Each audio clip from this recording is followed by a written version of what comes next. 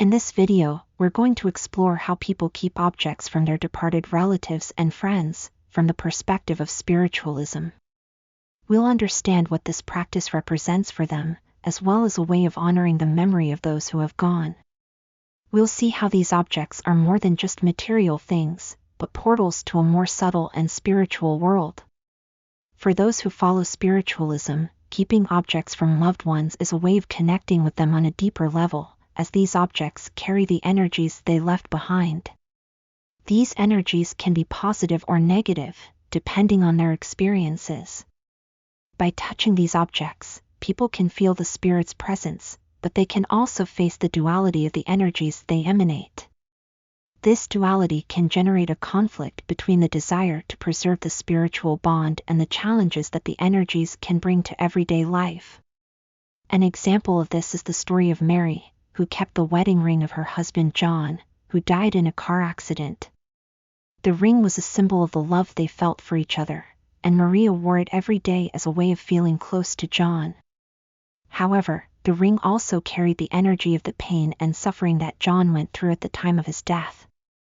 This energy affected Maria in a negative way, causing her sadness, anguish, and depression.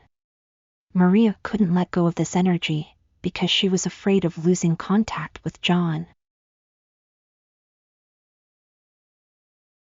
Another example is Pedro, who kept the guitar of his father Carlos, who died of cancer. The guitar was an object that Carlos loved, as he was a talented and joyful musician. Pedro also played the guitar and kept his father's instrument as a way of honoring his legacy. The guitar carried the energy of joy and creativity that Carlos had, and this energy influenced Pedro in a positive way, motivating him to follow his dreams and express his art. Pedro felt that his father supported and inspired him through the guitar.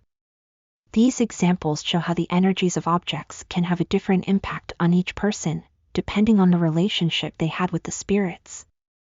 Energies can also affect the spirit itself, as they can keep it stuck on the material plane, preventing it from evolving. That's why it's important to strike a balance between spiritual preservation and the necessary liberation. We need to recognize that objects are only means of communication and not the essence of spirits. You have to respect the will of the spirits and not hold them back out of selfishness or attachment. To find this balance, we need to have in-depth spiritual knowledge to help us understand the energies that surround objects. We need to know how to choose which objects to keep and which to donate or discard. We need to know how to differentiate between energies that do us good and energies that do us harm.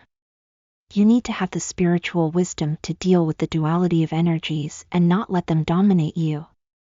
Thus, keeping objects from loved ones is a practice that reveals a complex and delicate dimension of spiritualism. It is a practice that involves memories, feelings, energies, lights, and shadows. It is a practice that requires awareness, discernment, and balance. It is a practice that allows us to dance with the spirits, but also invites us to release them when necessary.